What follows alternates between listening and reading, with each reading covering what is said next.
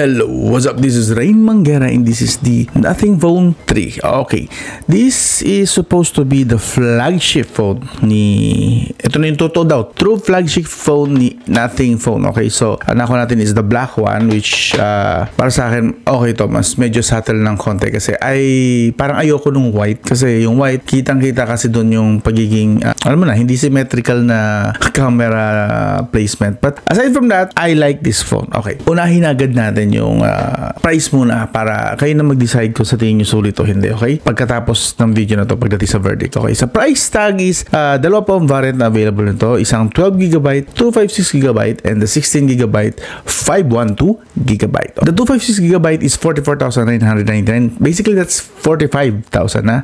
And 16GB, which is ito, 16GB, 512GB, 50,999 or basically the 51,000 pesos. So, 51,000 pesos para sa isang Nothing Phone 3. Okay? Sulit naman kaya. Kung interesado ka, let's start. So, una-una, specs muna agad tayo, okay? So, this has Android 15, okay? And masipag po, don't worry, masipag po sa Android updates si Nothing Phone. And so far, malaki pa po ang tiwala ko sa mga software updates na pinapadala niya. Every time na may bug, expect ko 1 to 2 weeks, merong fix. Okay, masipag po talaga rito. Hindi yung maghihintay ka pa ng kagaya ng ibang brand dyan, maghihintay ka pa ng ilang buwan, minsan hindi na nga dumarating yung bug fix. But this one, okay, good job yun sa part na yun. So, no, actually, hindi na siya Nothing OS 3.0. This is already Nothing OS 3.5 na pala. Yes, kaka-update lang nitong nakarang araw. So, isa pa yun. After ng update, actually, may mga bug fixes na natuwa ako na naayos na. Not everything. Pero at least may mga naayos na. Alright? And then this one has the chipset, yung controversial na chipset para sa isang flagship phone dapat. Nilagay nila is Qualcomm Snapdragon 8S Gen 4. This is 4nm up to 3.21 GHz na clock speed. With, in fairness, malakas talaga na Adreno GPU, which is Adreno 825 up to 1.150 megahertz. Okay. So, kung napanood nyo na yung Qualcomm Snapdragon 8S Gen 4 ko na test, you know na ang GPU nito ang pinaka the best part sa chipset na to. Yung GPU. But I'll show you later sa mga test na lang. Yung actual test tayo syempre. Pero, unahan ko na kayo, hindi po ito marketed as gaming phone, although very capable po siya. Not a gaming phone. Okay? Huwag nyo ilalagay expectation nyo sa gaming phone. This is not a gaming phone. And the rest of the specs, pakibasa na lang. Okay. Now, tuloy na tayo sa mismong review. Alright. So, design and build.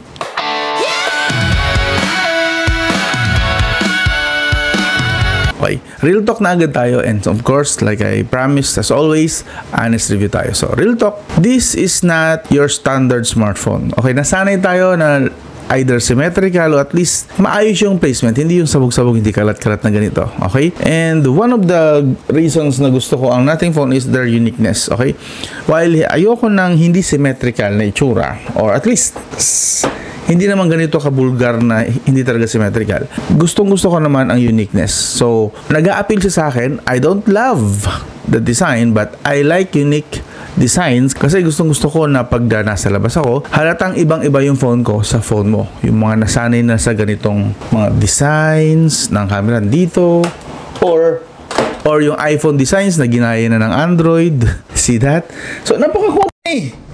Ilang smartphone ko na magkakahawig. See that? Magkakaibang model ng phone yan. Pero magkakahawig ng itsura.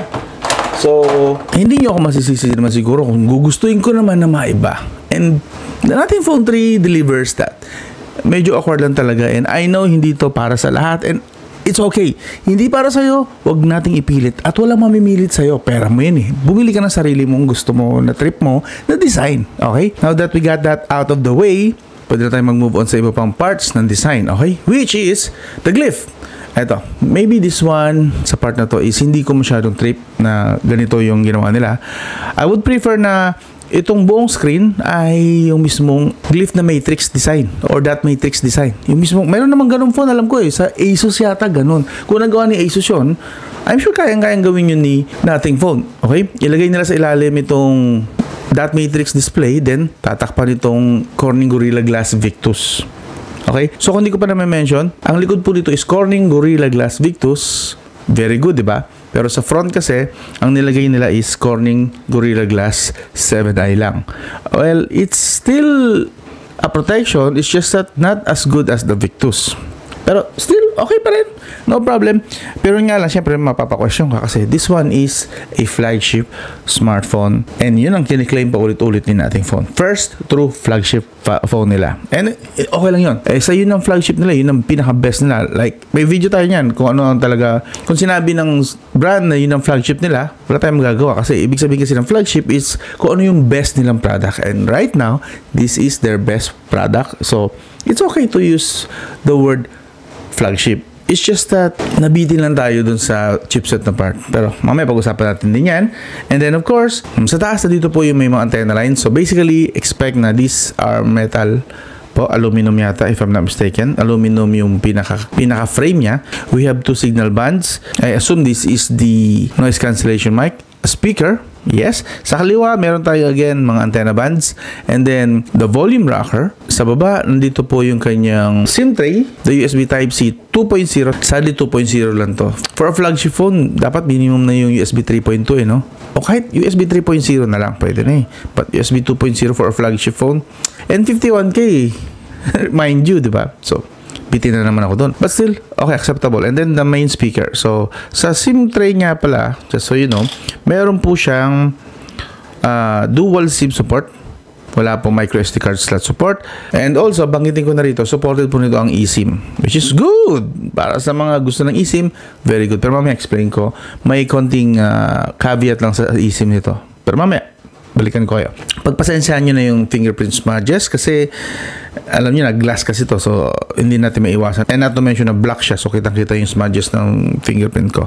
But anyway, sa kanan, nandito po yung essential button, which, to be honest, hindi ko for the past almost 1 month ko nang gamit ito, hindi ko siya ginamit talaga. No, I don't think gagamitin ko to ever. And after ng review na to, hindi ko muna siya pinakikialaman i-remap ko to other function. Pag pinindot yan, ayokong essential function ang lumabas. Gusto ko iba, like maybe ilipat ko siya sa camera or sa screenshot or taga-open ng calls, messages, messenger maybe. I-remap ko to, papalitan ko yung function niya. Later siguro. Kung interesado kayo, gawan ko din ng video kung guide ng step by step, okay? And then, finally, the power button. Okay, we have also antenna bands here. Dito sa side na to, 3 no? Mas marami. Alright. And then, sa likod, yeah, you know, nagtataka lang ako rito. Maybe it's just a design, pero dito sa flash na part, papansin nyo sa ilalim niya is mayroong glass na transparent. Siguro, supposedly, dapat meron dyang glyph. Hindi natuloy. I don't know. Duda ko lang. Glyph dapat siguro nakalagay dito sa parang naka-smile na hugis na hindi lang tinuloy talaga. Yes. And of course, kung papansin nyo itong pula na to, actually, is nakita ko to kay Jerry Rig na video. This is just using a white LED na meron lang siyang glass na red na pinatong para red yung lumabas. But still, this is very functional and I like this. Lalo kapag ka nagsiself-vlog ako na, kunwari, ito ilalagay ko sa tripod, ilalagay ko doon. To make sure na alam ko na nagre-record ito, nakakatulong ito para i-inform ako or para malaman ko na, yes, napindot ko ng tama yung recording and magbiblink kasi ito every time na I click the record button. Yan, ito. And kung ayaw nyo naman, pwede po siyang i-off. Don't worry, may switch off po siya na function kung ayaw nyo na nagbiblink siya every time na nagre-record kayo. But personally, I like it. I get more confident kapag nagre-record ako na hindi ko hawak or gamit ko tong rear camera for vlogging. Very functional po sa akin yan. Para sa akin para sa akin. And then sa details, maganda naman, andun pa rin naman yung basically yan, signature na nating phone na mga, kunwari ay mga internal parts na naka-expose but it's not. Pero I like that part. Na-maintain nila yung part na yon except lang talaga sa glyph na part. Pero again, they could have made the entire back the dot matrix but it's okay. Maybe sa next na mga iterations nila, I don't know kung paano nila i-improve ito in the future but right now, I'll take what I can get lang. Ito, okay na yan. And now, pansin nyo, gamit natin is yung oras dito, no? So, I found na marami siya actually mga function. Okay? So, actually mga toys ang tawag nila dito. But, I turned off most of the toys kasi I don't think useful siya para sa akin. So, as you can see, 3 lang ang gamit ko rito. The clock, the battery percentage indicator, at saka itong selfie. selfie para gamitin itong rear camera. Yes, napindot mo? Napansin nyo?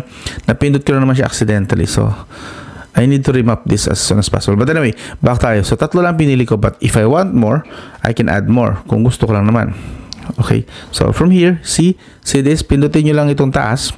And then you can add more. So, hindi ko na ginamit. Hindi useful sa akin yung rock, paper, scissors. No, I don't like it. I don't like it and I don't like it. So, yun. Maybe in the future updates, add sila nung, I don't know, pagka yung mga delivery riders, like Lalamove, Grab, add nila dito yung kung gaano nakalayo, ilang kilometers na lang. Pwedeng gano'n, no? Yung details, something like that. Or sa camera, for countdown. Okay? Kung ayaw mong gamitin yung screen para positioning lang, pwedeng countdown, no? Like, kunwari, for 10 seconds, kita, slightly useful yun. Not very useful, but slightly useful yun. I don't know, maybe other toys, they could come up a lot of purpose or toys para dito in the future kung pag-iisipan lang nila. I believe marami rin naman sa community ang nag-aambag daw. So, looking forward for more toys na talagang useful para sa akin. Para sa akin, I'm just speaking for myself. So, yan. But anyway, also, nung una nga pala, banggit ko lang sa mga makakabili nito na hindi pa updated yung version na out of the box, hindi po gumagana yung always on kapag in-on mo siya dito. Pero dito yung always on ba yun? May always on dito kasi na feature. Pag in-on mo yan, hindi siya nag-always on gaya nito. So, after nung version na nating OS 3.5, gumana na siya. Pero sometimes namamatay pa rin for some reason. So, kailangan mo siyang pindutin dito para mag-on ulit. Pero bihira naman mangyari yun, but it's still a bug. Okay? So, yun lang. Some demonstration paano siya gamitin. So, kung gusto nyo lang magpalipat-lipat ng toys, kunwari maraming toys yan, swipe nyo lang pababa. Madiin. Swipe pababa. See? Lilipat-lipat siya ng mga toys. Okay? Yun. So, 3 lang yung pinili ko. So, 3 lang yung makikita nyo na paikutan niya. Now, kung gusto nyo naman mag-function siya like this one, sa selfie camera, para po magamit yan, is, kunwari, napili mo na siya, nandiyan na, naka-display na, long press lang, huwag mo i-swipe. Long press. Yun. So, as you can see, yan, kita na ako. So, hindi mo makikita rito yung mukha mo literally. Ang purpose lang nito is positioning para make sure na nasa gitna ka. Kapag ka nag-selfie ka, gamit itong rear camera. Ayan, makikita natin. Kakaway ako. Hello? Makakakita naman. So, as you can see, yan ang pinaka-purpose niyan. Okay? Ngayon, kapag kukuha na kayo ng camera, wala pa kayo pipindutin dito. Dito pa rin ang pindot. Long press pa rin na madiin. So, kunwari, okay na, nasa gitna na ako. Pag pipicturean ko sarili ko, long press lang dito. Again, not pa-swipe, kailangan diin lang, diretso lang na pindot. There. Kita nyo yung animation na ganon. Ibig sabihin, kumuha na siya ng shots. But you get the point, right? So, yun. Every time na may gagamitin kayo na toy dito para mapagana siya, kung napili mo siya, para mapagana, long press lang, wag pa-swipe. Ang pa-swipe kasi is kapag lilipat ka ng toy. Swipe pababa, kaya makakalipat-lipat ka ng toy. But if you want it to function, kailangan long press para mag-function siya. Hindi pala clock yan. Hindi rin pala walang function. Ito lang, yung sa camera, kung gagamitin nyo yung spin the bottle, long press nyo lang para gumana siya. Like this one. See? Yun lang. Anyway, balik ko na sa normal. Gusto ko yung oras kasi every time na pag may kausap ako, it's actually respectful kapag may kausap ka, ibaba mo yung phone mo face down. And then, as para sa akin, okay na may ganyan. And sometimes, may notifications siya na lumalabas. So, I may know na may dumating na notifications and baka importante yun. May hinihintay ako, I can see it and pwede ko checkin yung phone. On those occasions lang naman. So, yun lang naman. So, overall design, since unique siya, bibigyan ko siya ng 8.5 out of 10. Okay? Not the best para sa akin, but still, since unique siya, and I'm pretty sure, bihira ako magkakaroon ng kasalubong na may kagaya ako ng phone. Kasi I'm sure, hindi rin naman ganun kasikat pa ang nating dito sa Pinas. Sikat na ba? Kasi globally, parang 2% lang yata yung ambag nila, mga users. So, I can proudly say na isa ako sa merong mga nating phone. Okay? So, design 8.5 out of 10 para sa akin. Alright, move on tayo sa performance. Sa performance, again, this has Qualcomm Snapdragon 8s Gen 4. That's 4nm, 3.21 GHz with Adreno 824 GPU na up to 1.1 GHz ang clock speed. Malahas, diba? And now, the Antutu score, syempre papakita ko sa inyo. Actually, Marami akong ginawang Antutu test. So, hindi lang ito sa ito since almost 1 month na nga siya sa akin. So, maraming beses na. So, ito yung pinakahuli. This was last night. 1.9 million. Pero meron pa dito actually iba pang mga screenshots. From previous na mga test. This one, 1.9. Oh, see, 1.9. Tapos, iba naman dito, 1.9 din. And then, other results. Ito naman, 2 million. Nung parang 1 week na after a week. Basically, at least I can safely say na nasa 2 million po ang kanyang Antutu score. And that's nice kasi alam ko na malakas talaga to. Not Qualcomm Snapdragon 8 Elite na performance, but still, this is more than enough kasi ginagamit ko lang naman ng mga smartphones ko, especially this one na hindi gaming phone, for multitasking, camera, and research mostly. And vlogging, of course, for that camera. But if I want to game, I have my gaming phones here, my gaming tablet, andyan lang naman yan. So, yeah, this is basically for my personal use lang talaga. So, yun. Dahil dito, actually, nakapagpahinga itong aking Nothing Phone 2a. Pahinga muna to for display muna and then maybe kapag hindi ko na-type to or something, balik ako rito. But this one, this Nothing Phone 2a, this is my favorite Nothing Phone na product so far and wala akong balak i-let go ito. Solid itong isang to. Trusted and tested. Now, ganun din kaya ang mangyari dito sa Nothing Phone 3? Well, malalaman natin yan. But again, balik tayo sa performance pala. Na-segue ako. Sa storage test po, tinest din natin siya. Confirmed din na UFS 4. So, this is good. Actually, ang ganda ng performance siya. That's 250,000 na read and write speed na score. And then, syempre, ang translation niyan sa gaming is sa Mobile Legends, eto, hindi kayo matutuwa. Sinet natin siya sa Ultra FPS and High Graphics. Okay? Nag-run lang po siya ng 60 FPS. For some reason, hindi niya pa supported yung 120 FPS dito. Kasi sa Poco F7, which has the same Qualcomm Snapdragon 8s Gen 4, kaya yung 120 FPS. So, I guess, kailangan pa ng software update para ma-support nito ang 120 FPS. Pero still, currently, since ang mahalaga dito yung current, yung present time, hindi pa niya po supported ang 60 FPS. Pero don't worry, kayang-kaya niya po kasi obviously, sa temperature lumabas 37.2 degrees Celsius. Napakasisiw po sa kanya ng ML. Mukha lang hindi niya lang ma-unlock currently yung 120 FPS na performance. Okay? Now, sa Call of Duty Mobile, dito, medyo maganda-ganda. Hindi ko sinet sa low. Itinaas ko ng konti kasi alam ko malakas ang graphics nito. So, sinet ko siya sa medium graphics and ultra FPS. Not low, not smooth, medium graphics. So, tinaas ko ng konti and ultra FPS. Nakakuha po siya ng 115 to 120 FPS. Mind you, 36 degrees Celsius. Magaan pa sa kanya pala yun. Dapat pala sinagad ko na. Pero tinatamad na ako ulitin. So, okay na yan.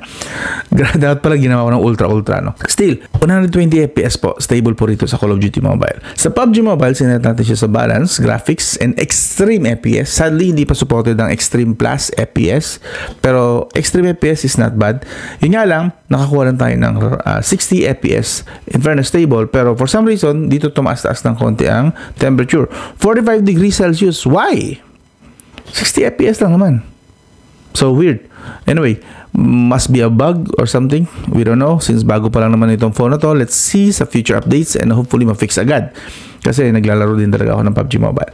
Now, lipat naman tayo sa Genshin Impact. Eto, natuwa ako ng konti sa Genshin Impact. Kasi by default, naka-high FPS ang default niya. Default is high FPS. Default niya lang yun. That's impressive na agad sa part na yun. So I played the Genshin Impact. Mind you, itong games na mga nilalaro natin ay inumpisa ng umaga, natapos ng gabi, tuloy-tuloy at walang tigil. So basically, bugbog maghapon ng phone na to para lang sa gaming test. So, Genshin Impact, nakakuha po tayo ng 60 FPS, very stable. Yes, hindi po kayong bibigyo rito. Pero nga lang, may kataasan ng konti ang temperature, 45 degrees Celsius. Okay?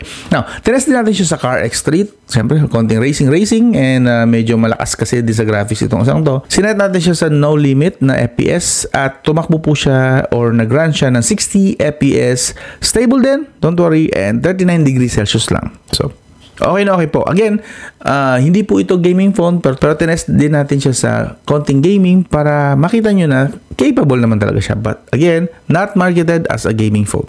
Okay?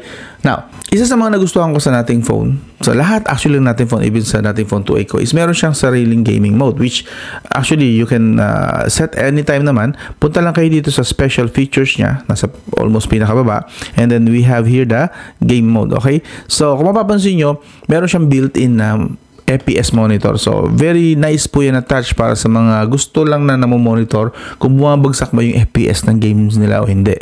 So, you can adjust dito, game list management, ilagay mo lang dito yung mga games na gusto mo na papasok sa game mode, lagay mo lang ng check. Kung wala dyan, baka hindi na isama. Kunwari lang, ito, lagay mo sa gaming mode. Yeah, you can do that. Okay? Anything. Pili ka lang dito. Lahat ng mga apps nandito supposedly. So, tanggalin natin yan. So, yes, may gaming mode siya and I like that. And you can also enhance the color just in case. And the dashboard, pwede nyo pong gawin yan. Okay? Actually, I can show you real quick. Pasok tayo saglit. Yun. So, from here, actually, yung floating na to, kapag na-activate nyo, you can choose actually kung gusto nyo ilagay dito yung screen recording, screenshot, and do not disturb mode pala yan. So, yan. Kung gusto nyo lang i-add. Pero sa akin, ang kailangan ko lang naman dito yung FPS. So, yun lang yung na-activate ko. The rest, pwede nyo siyang i-connect direct sa YouTube Live kung gusto nyo yung game streaming. Yes, supported po ng game dashboard na ito. Solid, di ba? And dito naman sa kabila, nandito yung switch. Kung mapapansin nyo itong, may floating dito ng bahagya. Yan. Pag in-swipe nyo, nandun po yung performance mode. You can turn this off or on, depende sa trip nyo. And you can deactivate calls na pang full screen. Yung pag nag-call, biglang nag-full screen, nawawala yung game. Pwede nyo po i-deactivate yun. Ang gagawin niya, pag may call, dito lang yan sa taas. Maliit lang. So, pwede nyo sagutin or hindi. Tuloy-tuloy pa rin yung game show. Yan. Of course, notification, pwede nyo i-minimalize. And ilock yung brightness. Ayaw nyo ng pabago-bago. Like, kunwari, siguro, patay sindi yung ilaw. Yan. Para nakalock na, hindi na mababago. Screen record nandiyan din. So, basic lang actually yung kanyang gaming mode, but very useful. Andun yung mga essentials na kailangan natin for gaming mode. Okay? So, sa performance, bibigyan ko lang ito ng 8 out of 10. Okay? Kasi flagship supposedly ito. And I know, Qualcomm Snapdragon 8s Gen 4 is no flagship chipset. But still, ang claim kasi natin is flagship. So, kung sinabi niya lang siguro to na mid-range phone, okay? Mid-range phone lang or high mid-range phone or high-end phone lang, but not flagship, bibigyan ko siguro to ng 9 out of 10. Kasi talaga namang solid sana yon. But they claim this is a flagship phone. So, bitin sa flagship, performance din. So, 8 out of 10 is just the safe rating para sa akin. Sa performance pa lang yan. Okay. Now, lipat na tayo sa battery. Eto, the crown jewel para sa akin, binabalik-balikan ko ang nating dahil sa battery endurance nila. And currently, this has 5,150 mAh and for the first time, gumamit sila ng silicon carbon dito. Yun nga lang, gumamit na rin naman sila ng silicon carbon, bakit hindi pa nila sinagad ng 6,000 to 7,000 mAh? Diba? Kaya naman ng technology ng silicon carbon yun. Mas malaki, pero manipis pa rin yung battery. But still, okay, at least na-introduce na sila. Baka sa susunod ng mga iterations ng mga nating phones nila is mas malaki na yung capacity. But right now, 5,150 mAh and supported po niyan 65 watts charging. Supported din po niyan 15 watts wireless charging just in case na gagamitin nyo for wireless charging. Yes, supported niya. And supported din po niya 7.5 watts reverse wired charging and 5 watts reverse wireless charging din. So, just in case lang. And supported din ng battery nito ang power delivery 3.0 PPS and quick charge 4.0. So, safe na safe po rito gamitin ng mga kahit anong mga charger, provided na mga quality chargers ang gagamitin nyo, kahit third party chargers, supported po rito, solid. Actually, ang gamit ko rito ay GAN chargers na 100 watts and I can fully charge this with my Ugreen 100 watts charger. Iwan ko yung link sa video description kung gusto, kung interesado rin kayo doon. But my GAN charger can charge this around 40-45 minutes average. Yeah, 40 to 45 minutes full charge na siya. Not bad na rin naman yun. And of course, siyempre, paano ko masasabing maganda talagang performance niya? Pupunta tayo sa PCMark. So, na-test natin siya after a week. Tinest ko siya sa PCMark and we got a score. Isang test lang ginawa ko kasi guess na natin yun. So, half brightness, half volume, almost 17 hours. This is a beast. Ang solid po pagdating sa tipidan ng battery. Solid. So, dahil hindi ko na siya ginawa ng full brightness, full volume na test, I can only do estimates around maybe 12 hours, 11 hours ang full brightness nito. But right now, with half brightness, totoo po yan na, half brightness, half volume, it got almost 17 hours po. Tuloy-tuloy na gamit, walang patayan. That's half brightness, half volume with internet. Alright.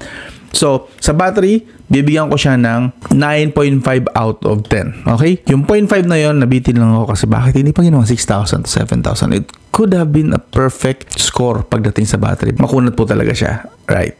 Of course, pagdating sa gaming, ibang usapan. Mas mababa ang battery niya na around 6-7 hours lang magagamit. Depende pa yun sa gaming at sa setup or sa settings na gagawin nyo. But for now, I can give this 9.5 out of 10 sa score. Very good sa battery. Okay. Now, lipat naman tayo sa display. So this has 6.67-inch OLED LTPS. Hindi po siya LTPO. Now, some reviewers binabash ito kasi bakit hindi pa ginawang LTPO? Para sana mas makatipid sa battery. I'd say hindi na yun siguro mahalaga. Pero aminin ko, yes, it would have been better kung LTPO ito kasi kaya niyang bumaba ng refresh rate up to 1 Hz. 1 Hz to 120 Hz. But right now, with LTPS, kaya niya lang po bumaba hanggang 60 Hz. Meron ako napanood na reviewer na sabi niya 30 Hz. No, that's not true. It's 60 Hz. Ang pinakamababa niya na kayang tone down na refresh rate kapag hindi mo siya gamit. Like, kunwari, static lang na view. Like, kung tayo ng konti. Yan, this one. Yan, static lang yan. So, pag hindi na siya itatouch, hindi talaga siya nababa ng 30. 60 lang talaga siya. Yan, static lang yan. Walang movement sa screen. So, 60 ang pinakamababa niya. Okay? Now, this has resolution of 1260 by 2800. I believe that's around 1.5K resolution. And supported po niyang HDR10. Actually, ginagamit ko na ito pang panooran sa Netflix. And supported po niya ang Full HD. And then hardware codecs 5.9. Wala po siyang HDR na support currently. Okay, although supported sana ng display ang HDR10+, but sa Netflix, wala pa pong HDR support. Okay, sa mga gusto lang. Pero personally, I don't like the HDR sa Netflix kapag nanonood sa phone kasi yung reflection, kitang-kita.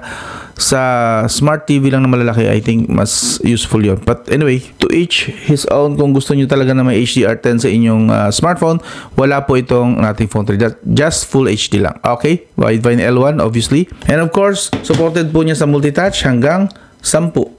And maganda po yung kanyang multitouch. But anyway, sa display, kung gusto niyo lang naman ng magandang display, yan, kitang-kita niyo dyan sa screen. Napakaganda po ng panooran dito. Buhay na buhay po lahat. Of course, pitch black is pitch black.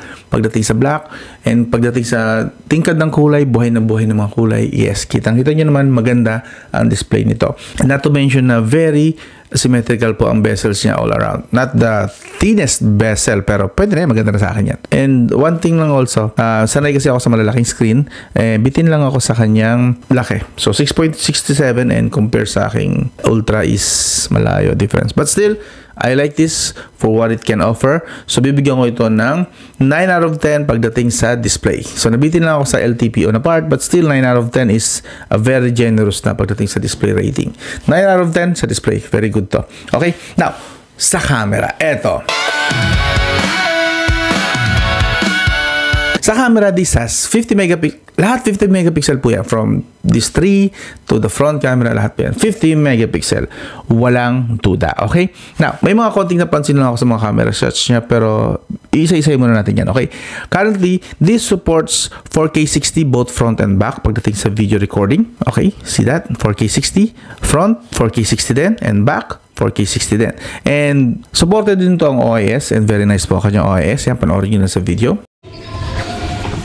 So, ito yung 4K 60 FPS na video recording niya. Kita ko naman dito sa screen may stabilization. I'm not sure lang kung sa actual result is ganun din. Although to be honest, hindi siya smooth ng Samsung level or iPhone level na OIS or yung Vivo X200 Ultra na OIS. Not as smooth as that, but still very very much usable na. Daming very nun na. Now, for the pictures, ito naman yung mga samples. So, yun. Kung mapapansin nyo, maganda naman kung unang tingin sa unang mabilisang tingin lang, and kung gusto nyo lang i-appreciate yung mga pictures na kuha niya, yan, sa screen na sa slideshow, maganda naman talaga mga kuha niya. Pero kung bubusisiin na natin, medyo matapang lang yung kanyang, what do you call this? White balance. Mostly, naglilin siya sa dark. And sometimes, patay yung ibang mga details pagdating sa mga dark sceneries or dark parts ng mga pictures. Even with proper lighting, yung medyo, yung kanyang blackness. Actually, this is an improvement na nga at this point kasi before the update, mas hindi ko gusto yung mga kulay talaga. Habi ko, flagship ba talaga to? But after the 3.5 update, nating OS 3.5 update, okay siya ng konti, and I think may pag-asa pa siya. And maybe sa mga susunod na mga iterations or mga software updates, mas mag-improve palalo ang camera niya. And I'm keeping this for that main reason. Since other brands kasi, I don't trust their updates eh. Right now, I'm leaning sa nating OS pagdating sa updates. Until sirain din nila ang tiwala ako. But right now, I like the updates, continuous, and improvement talaga binibigay ng updates nila, and I like that. Okay?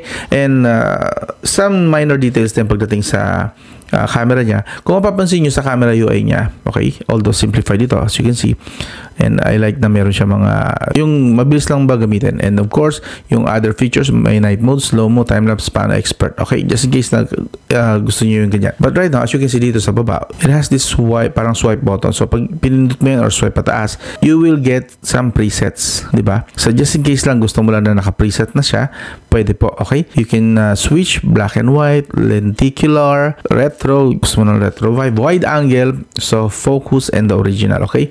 Yeah, as you can see, pwede. And actually, you can get more sa community ng Nothing. Meron silang Nothing community.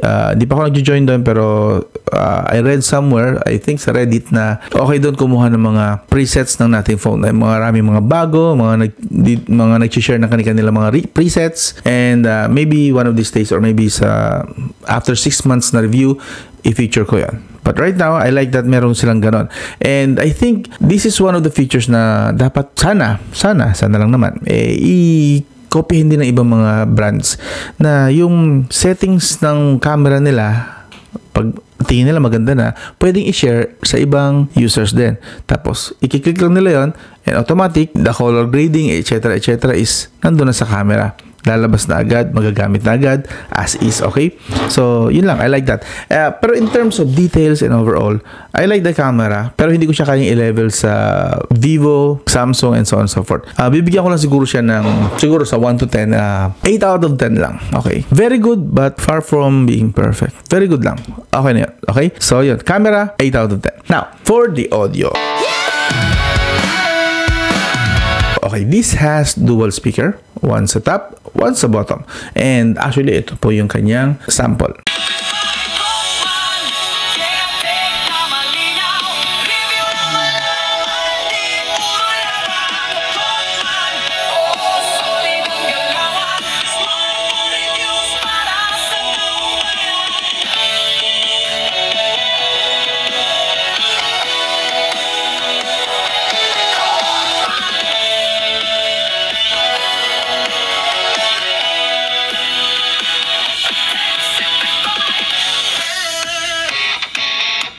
Okay, so bibigyan ko to actually pagdating sa loudness and clarity, tsaka yung crispness yung bass talagang ramdam mo, may hint talaga siya ng bass, and rinig na rinig mo kapag pinakikinggan mo siya. And the highs, hindi po siya nababasag, yung pinaka-highs niya. Mids, sakto lang ng bayo. So, pagdating sa speaker, bibigyan ko to ng 9 out of 10. Maganda po ang speaker niya, tama yung loudness, hindi basag, malinaw lahat ng mga instruments and even the vocals, okay na okay po. So, 9 out of 10 pagdating sa audio. Okay? Solid na solid para sa akin yung speaker niya. Alright? So, audio pa rin tayo. Supported din to. This has actually Bluetooth 6.0. Layo na narating ng Bluetooth versions natin. 6.0 since this has Qualcomm Snapdragon 8s Gen 4, and yung Bluetooth 6.0 na yun, ang daming supported na Bluetooth codec for audio. Supported niya ang AAC, SBC, LDAC, yes, yung high definition na audio, just in case, high bitrate din po yan.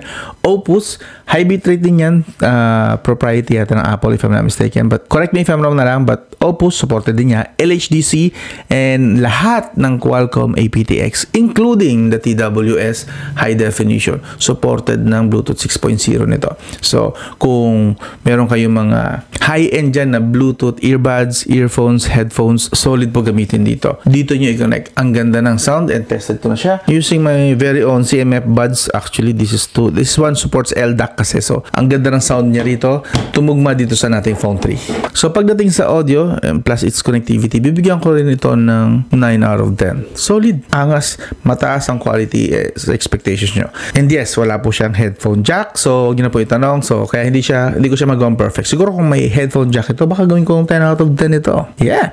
And now, the connectivity. Supported ito ang 4G, LTE, 5G, VoLTE, and VoWiFi. Yun. So, 4G calling, Wi-Fi calling, operator video calling, supported po niya. So, solid, kompleto. Also, supported po niya ang eSIM. So, I have to mention this. Kapag inactivate nyo po ang eSIM, madi-deactivate po yung SIM2. Yung physical SIM card na SIM2. So, talagang maximum lang nito na pwede nyo gamitin is dalawang SIM. Either dalawang physical SIM or isang physical SIM plus one eSIM. Okay? So, either or lang siya. Hindi nyo po siya pwedeng gamitin as third SIM card.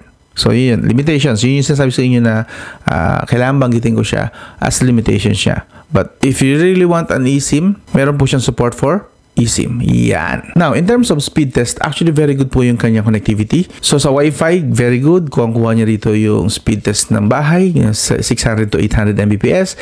And sa labas, nakakuha po siya ng matinong 50 to 200 Mbps minsan. Pachamba-chamba. Pero at least malakas po ang signal nito. And don't worry, never pa ako nagka-problema rito. Even with calls, I've been using this for video calls.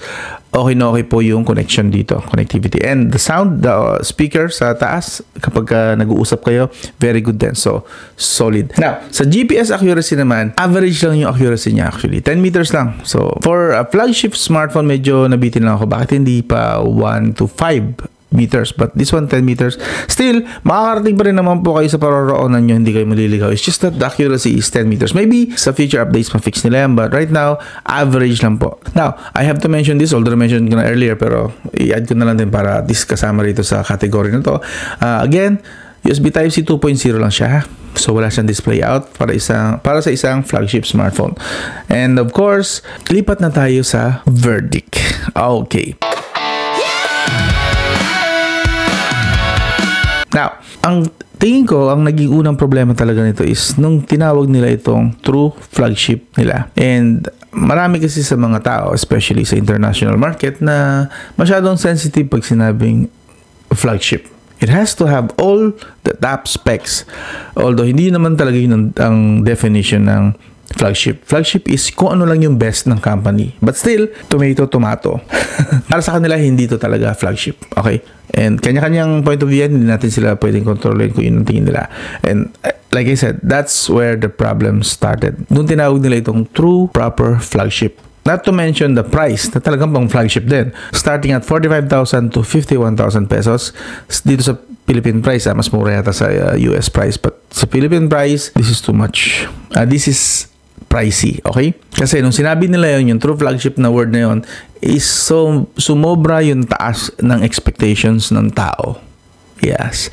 And usually, too much expectation or unrealistically high expectation can kill an impression. Okay? Yun yung nakakasira ng impression talaga sa una. Now, kung bubusisiin naman natin siya, and gaya dito sa review na to, I started to like it naman along the way. Nung una, syempre, bakit ganun? Ba't ganyan? Pero ngayon nagamit ko na siya ng ilang linggo. I can say na I like this and I don't want to sell this. I want to keep this. Bibigyan ko ng chance. Maybe it will improve. Maybe not. Pero, you know, I want to see kung hanggang saan makakarating itong nating Phone 3. To be fair, yung chipset nito naman is very capable. Kung napanood nyo yung video ko regarding sa performance ng Qualcomm Snapdragon 8S Gen 4, hindi siya kasing lakas ng 8 Gen 3 at lalong malayo siya sa 8 Elite, but still very capable siya. Okay? Pero personally, hindi ko naman ito gagamitin sa gaming, so pasok na sa akin yung performance na kaya ibigay nito. Sobra-sobra rin actually. This is not my gaming phone, so okay na to. Pero yun nga lang, kung bibili mo to kasi ang expectation mo, pwede rin naman talaga siyang for gaming phone, yun nga lang, dun mag-start yung pagkadismaya. Please don't buy this for that reason. Buy this because, you know, may limit yung kaya niyang gawin. At based sa review ko, yun, kung yung mga sinabi kong limits, yun na yun. Maybe magkakaroon ng improvement in the future, gawa ng software updates, but basically yun na yun. Yun na talaga yun. And then the design, of course, controversial ito. Tinawag na ito na iba na pangit. I won't say na pangit ito. Hindi lang siya pasok sa standard lang ng karamihan na gusto lagi symmetrical, gusto lagi katulad ng iPhone, kamukha ng iPhone, kamukha ng Samsung. Personally, I don't conform to that na norm na kailangan kapareho ng karamihan. Majority wins lagi. May mga kagaya ko rin naman. I'm sure konti lang siguro kami, baka ganun ang sitwasyon siguro. Kasi 2% lang to sa market ang share nito. So that means sobrang baba lang ng bilang ng taong bumibili nito. Pero personally, ayoko kasi ng ganito na. Ito mo, Android, mukhang iPhone. Alam mo yun, ginaya na lang ng lahat na gusto lahat pare-pareho na itsura ng smartphones. And I'm not that person. Gusto ko yung ganito, unique. Ganun ang dating sa akin itong ano to. Hindi siya ganun kagandang tingnan. But I love it na ganito. There's some uniqueness in this na kapag dadala ko sa ibang lugar, bibisita ako sa barkada, curious lang, ano yan? Especially kung di sila aware na mayroong Nothing phone kasi hindi naman sikat ang Nothing brand. Hindi naman sikat ang Nothing brand sa Pilipinas. So, what's that? Kaya itsura niyan. Hideous. Pero, I'd say, Nothing yan. Hindi ko kaya ipagtanggol yung itsura. Oops, si Daisy kumalaw. But like I said, not for everybody. If the design is not for you, move on. Okay lang yun. Hindi mo kailangan magwala sa comment section kung hindi naman para sa ito. Not for you, it's okay. Okay? Not for gaming, sasabihin mo yung chipset, it's okay. Not for you. Okay lang yun. It's okay. Bring your money somewhere else. Ika nga. Okay? Now, this has 5 years major update. That means currently Android 15 ito. So makakatanggap tayo na hanggang Android 20 and 7 years of security patch. So Android 21, 22, meron pa rin siyang security patch na matatanggap na updates. Okay, pero hanggang Android 20 lang talaga ang pinakasagat nito. Still, that's 5 years. Hindi na, matagal na yun. I don't think buhay pa to ng 5 years sa mga style ng paggamit ko. Maybe. Actually, never pa ako nasiraan ng gamit actually. Yung sariling gamit lang unless nabagsak ko, nabasa or something. But aside from that, never naman eh. I keep my gadgets hanggat maaari. Kapag hindi na kaya, itatago. Yun, ganun naman usually. But you have 5 years major update again and 7 years security patch. Alright. Now, kung nagustuhan nyo yung ganitong style na review, yung fingerprint nga pala niya, kung di ko nabanggit, this is optical. So, hindi po siya super speed lightning fast, pero mabilis naman po siya enough. Tinan nyo naman, hindi pa ba mabilis yan? Okay na yan. Solid na yan. So, ayan. Kung nagustuhan nyo yung ganitong style na review, mahaba, boring, pero at least andito na mostly ang mga kailangan nyo malaman about sa bibilin yung smartphone. Okay? Hindi tayo dito clown, pasensya na. Sana consider nyo subscribe, like, and share. Kung may gusto kayo sabihin about dito, comments, iwan nyo lang sa comment section. Babasahin natin yan. Basta keep it civil, okay? May mga pinag-aaralan tayo, keep it civil, okay? So hanggang doon lang. This is again the Nothing Phone 3. And this is Rain Manguera and you're still watching the Kotman channel. Don't worry, iba lang ang pangalan ng channel. This is Rain Manguera, Kotman channel, okay? I'll talk to you again soon.